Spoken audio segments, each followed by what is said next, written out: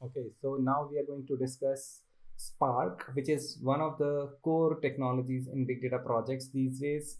So it is also called a kernel of a lot of big data architectures. So let's discuss very interesting technology, Spark, Apache Spark.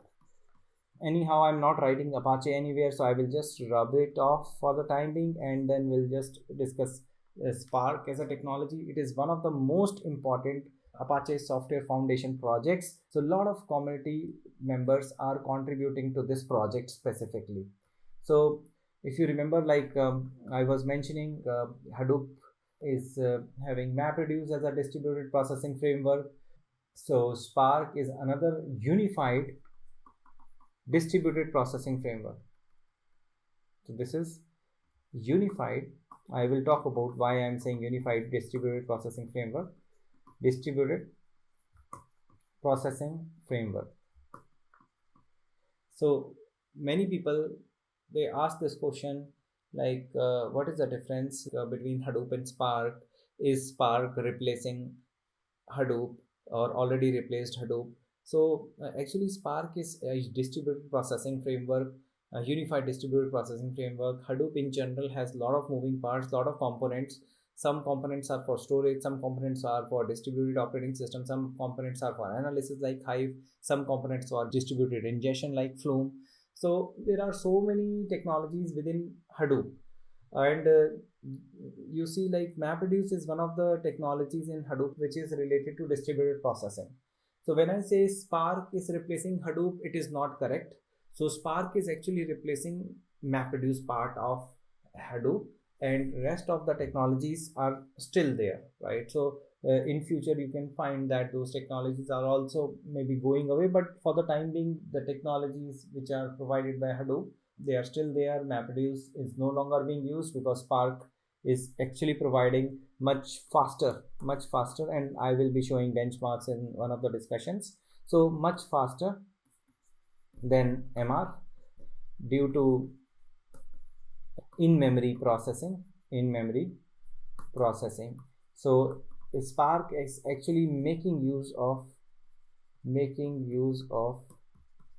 in-memory processing. So it is utilizing that, and even if you don't have sufficient hardware, no problem. The commodity hardware is fine for Spark. It does not require any special hardware. Apart from that, Spark provides streaming processing also, which is not there in other technologies like MapReduce, and this is also now in sub-second latency possible. Earlier it was micro batch only, now sub-second latency also possible in Spark. Apart from that, Spark provides interactive shell. You can fail fast, you can experiment with your data faster, you can run code in a shell, and you can see the results then and there itself in the shell, interactive shell. You can fire the command, you can see the results. So for experimentation purpose, for understanding data, so it is very helpful. Once you see that code is stable and it works well within shell, then you can actually deploy it in production using jar or maybe py file or egg file, something like that. So you can choose the deployment format, but for the time being, just understand it provides interactive shell, which was not even there in MapReduce. So this is another reason why Spark is becoming so popular. Apart from that, it has a lot of language support, like the Python community is also contributing to Spark, and then Scala community is there, R is there, Java is there, SQL is there. So there are so many languages which are being supported in Spark. So many communities, they are contributing to Spark because of this reason, because it has interface for a lot of developers. Apart from that, Spark technology as such provides unified. So I did not mention about unified, so let me talk about that. So it does provide machine learning, it provides ad hoc analysis through Spark SQL. So ad hoc analysis through Spark SQL, Spark ML, and then Spark SQL, which is for ad hoc analysis, and for statistics, this is Spark R. And then we have Spark streaming that I just mentioned, and then there is GraphX also, graph frames. So graph processing can also be done. So there are so many things can be done. So there are multiple libraries available, multiple languages was the last point, and there are multiple libraries. So these are multiple languages, and there are multiple libraries available in Spark, which help you in providing unified solution to the client. So the learning curve is low. learning curve is low, so you don't have to learn different technologies. In MapReduce, you had to learn so many different technologies, like Pig had Pig Latin and many other things. So you don't have to learn so many things. You can actually work with Spark by knowing the underlying framework, how it is working, and then you can extend those concepts to different areas within Spark ecosystem. Apart from that, the productivity is higher. Productivity is higher, so you need to write less code, and less code means higher productivity.